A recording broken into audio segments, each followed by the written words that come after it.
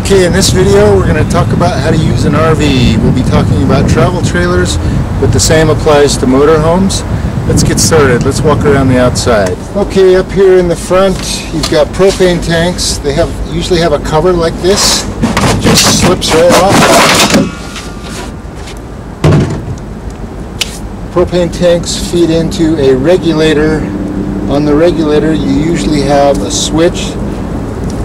This one works like this. You just flip it over to choose which tank you're going to use. It's pointing towards this tank. You turn the tank on. Some regulators just have a sliding switch. Slide it towards the tank you're going to use. Some regulators don't have any switch. You just simply turn on the tank that you want to use, turn it off when it's empty, and turn on the other one. We've also got batteries and a tongue jack, and we'll talk about that a little bit later. Let's move on to the next section. As we come around the trailer, we find the water heater. This is an Atwood water heater. You'll find Atwoods and Suburbans on most modern trailers and motorhomes. This is a manual ignition, so let me show you how to light it. You'll find both manual and electronic ignition. To open it, you twist that. Let the door drop down. You'll find the dial on this valve. It's in the off position. Turn it to on, turn it past on to the pilot position. In the pilot position, it's slightly spring loaded. You want to turn it as far as it goes. Hold it, bring your lighter in here, and light it. It puts off a very faint flame, which can barely be seen. That is lit. You want to hold it in the pilot position for about 30 seconds until it gets hot. After 30 seconds, you turn it to the on position and the water heater lights up. This is always going to be very hot. Do not touch it. This is the exhaust for the flame. You want to shut your door, and that will be hot in about 20 minutes. You can leave that lit while you're camping. It doesn't use very much propane to keep the pilot light lit, and it's much more convenient that way. If you want to try to save propane, you can come out and light it every day. With an electronic ignition water heater, you'll find this switch located somewhere inside the trailer. Simply flip the switch to the right. The light comes on, and then it goes off when it's lit. If the light comes back on, simply repeat. On all four corners of a trailer, you'll find stabilizers. You'll be supplied with a tool like this to raise and lower them. It's just simply a matter of cranking them down or cranking them back up.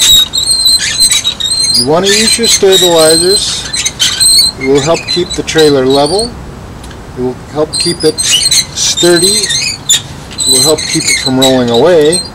And most importantly, you want your trailer to be level so that your fridge works. Some stabilizers work like this. It's spring loaded. You pull out on it, lower it down. It's got this ratchet for the actual leg. This one isn't going down far enough, so you'd want to use a piece of wood underneath it to help stabilize it. To put it back up, you release this, push your leg up, pull down, swing it back into position. Those do not crank down, they just help stabilize it. Next we come to the 110 electrical connection. Most RVs will have a 30 amp style plug. Most campgrounds will also have a 30 amp outlet. If you go to a campground, or if you're using a generator with a standard 15 amp plug, you can use an adapter like this. Your RV will come with an adapter, just simply like that, and then you can plug it in. Whenever it's plugged in, all your 110 appliances will work, and the batteries will be charged. Next we come to the water connections. You have a city connection and you have a fill for your water tank. Sometimes these are located right next to each other, sometimes they're separated. This is where you fill your water tank, and this is where you would connect a hose if you were at a campground. By connecting a hose, it bypasses your water pump and pressurizes the system using the city water pressure. You only need about a quarter of a turn and only use your white hose for your fresh water. To fill the water tank, simply remove the cap and insert the hose. Next we come to the tires and the lug nuts. You want to make sure you always have the proper pressure in your tires. These tires require 50 pounds. Second, you always want to tighten your lug nuts before you move the trailer. Trailer lug nuts have a tendency to come loose over time. You just want to make sure they're tight. Next we come to the dump valves for your holding tanks. You have a valve for the gray and a valve for the black. You want to watch our video on dumping holding tanks for a clear explanation of how to do that. Somewhere on the trailer you're going to find a spare tire. They're usually mounted on the back. You never want to change a tire yourself. Always call for roadside assistance to assist you. If you do have a blowout, you're going to be tempted to keep driving because, hey, you've got 3 more tires. Don't do it. The ruined wheel is going to blow out this wheel well, and that's going to cost you about $1,000. Call your roadside assistance and have the tire changed. Don't go any further. This is the vent for the furnace. It gets very hot. Don't ever touch it. All the toxic gases from the furnace escape through this vent. You never want to cover it. You always want to make sure it's clear. In the back of the trailer you're going to find tail lights. Brake, turn, and tail light for when your headlights are on. Make sure they're working before you leave. Every RV is going to have a luggage compartment. Simply turn the thumb lock to open it. There should be a stay to hold it in place.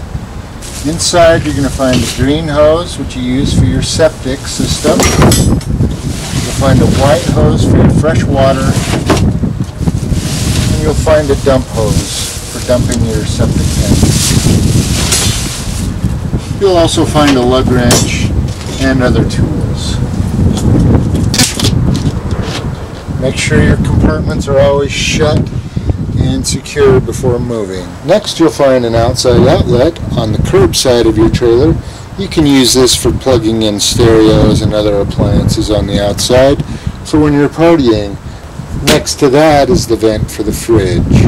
Next we come to the doorway. There will always be a step. This one works like this. You lift up on the inside and slide it out, and then the top step just unfolds, making entry to the trailer easy. As we enter the trailer, we'll just take a quick tour around it. You've got the dinette here in the front. You've got your kitchenette, stove, sink, cabinets. Over here we have the master bed. Over here in this corner we've got a little sink by the bathroom. Inside the bathroom we've got a toilet and a shower. Coming back around this way, you've got the fridge and more cabinets, fire extinguisher, and the exit. Okay, to make this into a bed, first you want to lift these cushions up out of the way, both sides. This leg has a little spring-loaded latch on it. You press in, the leg goes back, locks in place. And on back here it's got this fancy hinge. You lift up, it releases there, folds right down into place. Then you use your cushions to make a nice queen-size bed. Now to turn it back into a table, pull your cushions out. Sometimes you can do it just like this.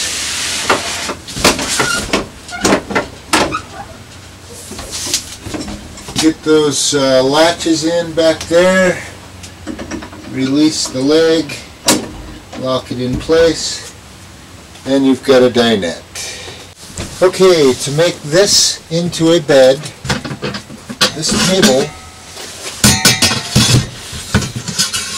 has legs that just come off. They fit into little sockets, both on the floor and on the table, and then it slips in between like that, and you use these other cushions to fill it up. Somewhere near the kitchenette or in the trailer somewhere, you're going to find a control panel like this.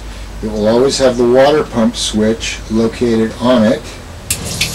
Flip the switch and the water pump comes on. The light stays on to let you know that the pump's on. It's a pressurized system, so that when it's pressurized, the pump goes off. You also have gauges here to tell you what your battery level is, your fresh water, your black holding tank, and your gray tank level. Just simply press in on these and it will register the level for you. It's best to turn off your pump when the trailer is unattended. You'll also find a control panel that looks like this. This has a water pump, and then you press in on these to show you all of your levels. Gray is empty, black is empty, fresh is almost full, and the battery is completely charged. When your water pump is on, just simply use the valves on the faucet just like you would at home for hot and cold water. This is the stove and the oven. Most stoves have to be lit with a lighter or a match. Get your lighter going, turn on the gas, and on comes the flame. This is very hot. Do not touch it. Some stoves will have a piezo lighter so that you don't need to use a match. All modern RVs will have a gas leak detector. This runs off battery. If your battery gets below about 3 volts, it's going to start to beep, letting you know that it's not working. Don't ever put anything in front of that. Next, we have the fuse panel. You open this by twisting this little knob and pulling down on the cover.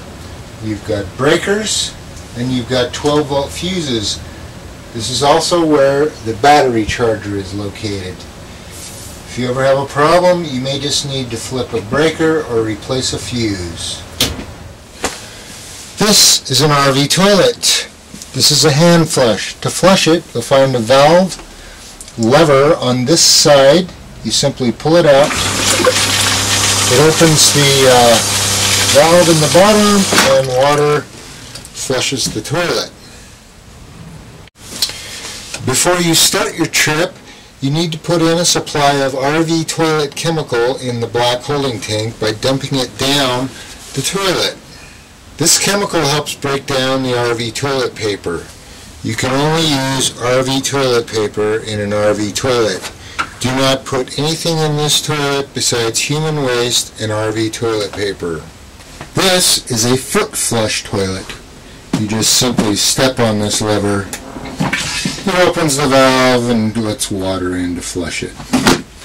This is the tub and shower in an RV. It works just like the one you have at home.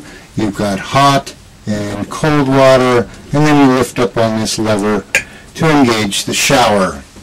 The most important thing you want to remember is you really can't take 5-minute showers in an RV. You have a very limited water supply.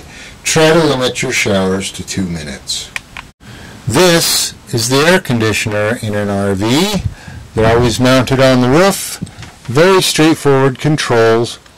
Air conditioners will only run on 110 volts, which means you have to be plugged into a generator or plugged in at the campground. If you're plugged into a generator, one important thing to remember is you want to set it on low fan, go to high fan, just let it warm up a little bit, and then go to low cool. Otherwise, if you go straight to high cool, you could probably kill your generator. This is the microwave in an RV. These also only run on 110 volts. This is the refrigerator. You're going to find two major manufacturers of refrigerators in RVs. This is a Norcold, the other one is Dometic. This is the control panel on a Norcold refrigerator. The on button is here. You hold it in and it comes on. You'll see the little green light. You have a mode selector. You can switch between LP gas, AC, which means 110, or auto. When it's on auto, it's going to look for 110 first. If the 110 is not present, then it will use gas. So we'll switch between the different modes. It's now on LP gas and it's lit. We're now going to switch to auto, and it switched off the gas and it went to AC. And if we go to the next mode, AC, it will force it to run on 110 volts only, and it will never switch to gas. There's also a temperature gauge. Most of these fridges run great on 5. If you go above 5, you'll probably freeze your food.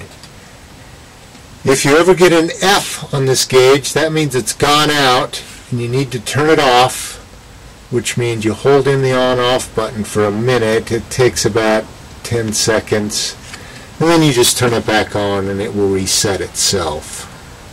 To open the fridge, you pull out on that latch and the door opens.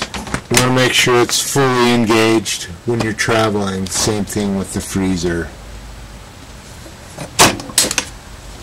This is a Dometic fridge. They have a little bit different handles. You press in on this little lever, which releases the door. The control panel's a little bit different, but it's very similar. You've got an on-off switch, and you turn it on.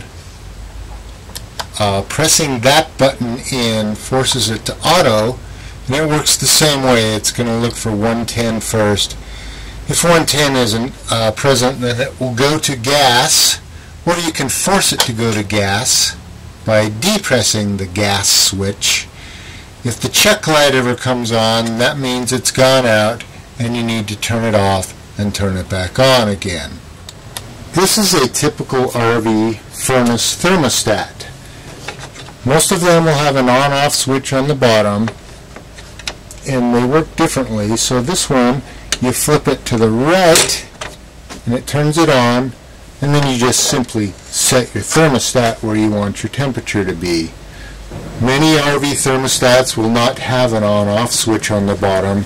You just simply push the thermostat all the way to the left and you'll hear it click to turn it off. This is a typical light you'll find in an RV. They'll all have a little switch which turns it on and off.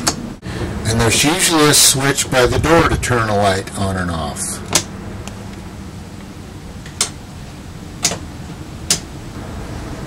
The second switch turns the light on the outside on and off. When connecting your truck to your trailer, you want to make sure you have the correct size bow. This trailer requires a 2-inch bow. I've got a 2-inch bow.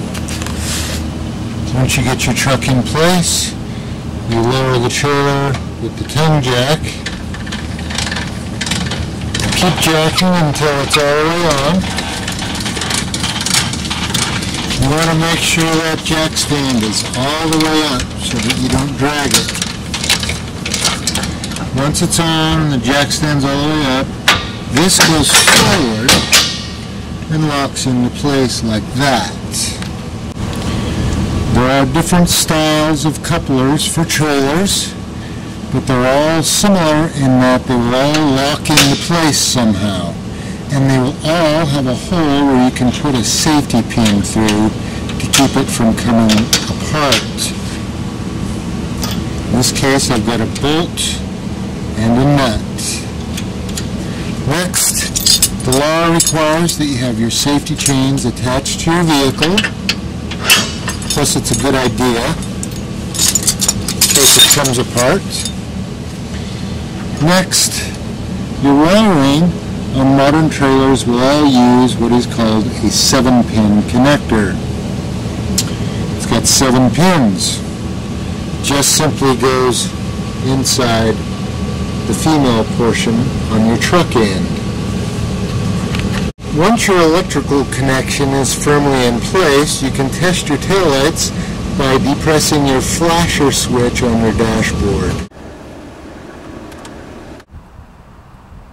And last, but one of the most crucial parts in towing a trailer is that you have the proper height for your ball.